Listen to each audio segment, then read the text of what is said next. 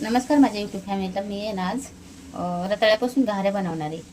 घाऱ्या म्हणजेच नाही का उपासाच्या गोड पुऱ्या बनवणार आहे मी. तर त्याच्यासाठी मी 3 रताळे घेतलेले आहेत आणि हे एक बाऊल मी वऱ्याचं पीठ घेतलेलं आहे. नाही का वऱ्याचं पीठ घेतलेलं एक बाऊल आणि 3 रताळं घेतलेले आहेत. आपण हे नाही पहिले उकडून घेऊयात रताळं.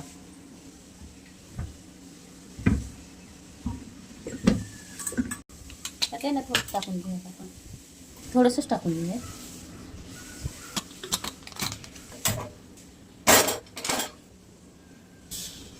मी आहे ना त्या वऱ्याच्या पिठाची उकड काढून घेणार आहे बरं का. तर त्याच्यासाठी आहे ना मी 1 ग्लास नाही का पाणी टाकले, तर मी अजून 1 ग्लास याच्यात पाणी टाकणार आहे. हे 2 ग्लास पाणी टाकून घेतलेले इथे नाही का कढईत.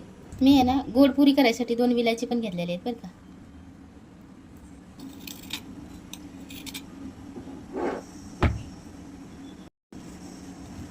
त्या पाण्यात 1 चमचा तूप टाकून घेणार आहे, कारण वऱ्याचं पीठ शाबू आणि वरे मिक्स असते ना, त्याच्यामुळे मग ते कडक होतं. तर आपण त्यात थोडंसं तेल टाकून घ्यायचं. हां नुसतं नाही त्याच्यात 1 चमचा तूप टाकून घ्यायचं तेलात घेतलंय. आता मी ह्याच्यात आहे ना थोडीशी विलायची पण कुटून घेतलेली ती टाकणार आहे ना. गोड पुऱ्या करायच्यात ना आपल्याला, तर त्यासाठी मी 1 वाटी साखर पण घेतलेली बरं का. कारण आपल्याला तळप असतात गोड, पण इतकी गोड नसतात की नाही का ह्याला हे म्हणजे की होऊन घेतलेलं असं. तर मी 1 वाटी साखर पण घेतलेली आहे. म्हणजेच ह्याच्यात मी थोडीशी चिमटभर मीठ टाकून घेतलंय, 1 चमचा तूप टाकून घेतलंय, विलायची टाकली थोडीशी, आणि मी 1 वाटी साखर टाकून घेणार आहे ह्याच्यात. येते ना आपण साखर गुळून घेणार आहे पूर्णपणे. तुम्हाला गुळ टाकायचा असला तर गुळ पण टाकू शकता बरं का तुम्ही, पण मी साखर टाकली थोडीशी थोडीशी तरी 1 वाटी छोटी वाटी साखर टाकलेली आहे. मी ना गॅस बंद केलेला आहे. ह्याचे नाही करत उकड्या टाकली होती मी, 4 शिट्ट्या घेतलेले. तर आता मी गॅस बंद केला आहे ह्याचा. तर उकड काढून घेते ह्या पिठाची. आपण ह्याला 5-10 मिनिटं पीठ आपण असं ठेवून देऊया गार व्हायला नाही का, किंवा उकड निघायसाठी नाही का, उकडून निघी आपण 10 मिनिटं ह्याला ठेवून देऊया पिठाला.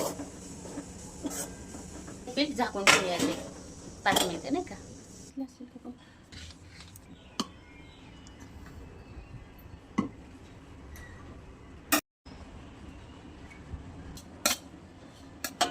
ह्याचा ना आकार कशासारखा दिसतोय कमेंट मध्ये सांगा बरं का मला.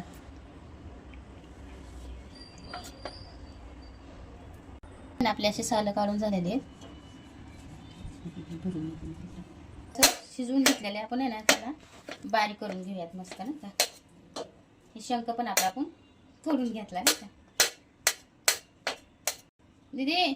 तोपर्यंत सर मॅशरने बारीक करून घेऊयात. पीठ पण ह्याच्यात काढून घेऊयात बरं का.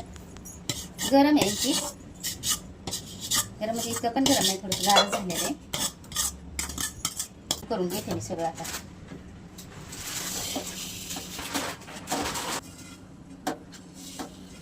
पीठ मळून घेतलेलं आपण असं ठेवून देऊया बाजूला. तेल गरम करून करायला ठेवलेलं आहे.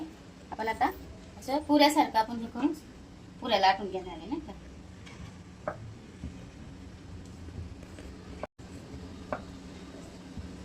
पुऱ्या लाटून घेणार आहे मी. काय ह्याला आकार वगैरे देणार नाही भांड्याने वगैरे, असंच तळून घेणार आहे मी. तेल आपलं गरम झालेलं आहे, आपण तळायला घेऊयात.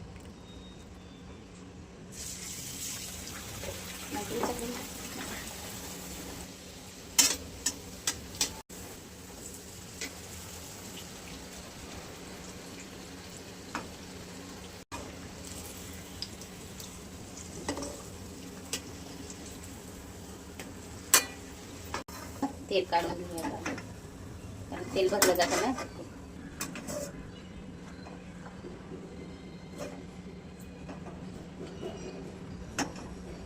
पेपर आणते का ह्याच्यावर भरपूर.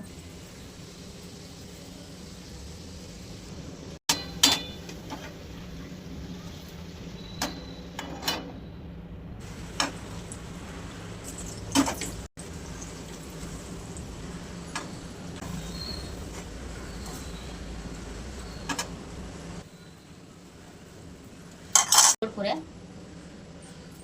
पुऱ्या जाडच ठेवायचे बरं का, लय पातळ नाही करायचे. ह्या पुऱ्या अशा जाडसरच काढायच्या.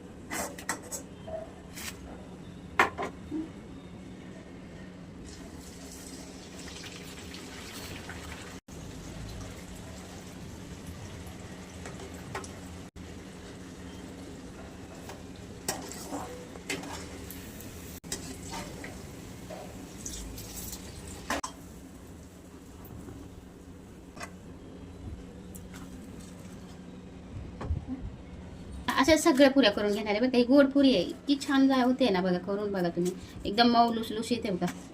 तोडायला गेलं तरी इतकी मस्त तुटते ना की दुधाबरोबर एवढी छान लागते ना ही पुरी. करून बघा तुम्ही एकदा, खूप छान होते बघा. मी आता असंच सगळं करून घेते. आणि मेन मुद्दा आहे ना तुम्हाला सांगायचा म्हणजे की पीठ आहे ना माझ्याकडनं पातळ झालंय. तुम्ही मळताना ना एकदम घट्ट पीठ मळून घ्या. घट्ट पीठ मळता ना तर अजूनच चांगल्या पुऱ्या होते नाही का. माझ्याकडनं थोडंसं पातळ झालेलं आहे पीठ. पण जसं आपण साध्या पुऱ्या बनवतो ना आपल्या गव्हाच्या पिठाच्या मैद्याच्या, तशाच पुऱ्याला म्हणजे आपण कसं घट्ट पीठ मळतो तसं पीठ मळायचं. पण माझ्याकडनं ना थोडंसं पातळ झालेलं आहे, तर तुम्ही करताना पातळ होऊ देऊ नका. दूध घेतलंय बरं का, दूध आणि ही पुरी. घाऱ्या किंवा पुऱ्या म्हणा, काही म्हणा तुम्ही, मस्त होतात बरं का. एवढंच करा की फक्त पीठ मळताना घट्ट पीठ मळा, म्हणजे मस्त लाटायला येईल. अशा मस्त होतात बघा पुऱ्या ही, असं नाही का. मी नाही आता असंच सगळं करून घेणार आहे. तोपर्यंत म्हणजे की व्हिडिओ मोठी होईल ना, त्यासाठी मग मी इथंच नाही का बंद करते मी नाही का. तर मी अशा केल्यात बघा पुऱ्या, किंवा घाऱ्या म्हणलं तरी चालेल. पण गोड पुऱ्या आहेत बरं का, ही उपवासाच्या पुऱ्या आहेत. दुधासोबत खूप छान लागतात बघा ही पुऱ्या. करून बघा एकदा तुम्ही. अशा आता एकादशी येते ना, तर एकादशीला अशा पुऱ्या करून बघा, खूप छान होते ते पुऱ्या.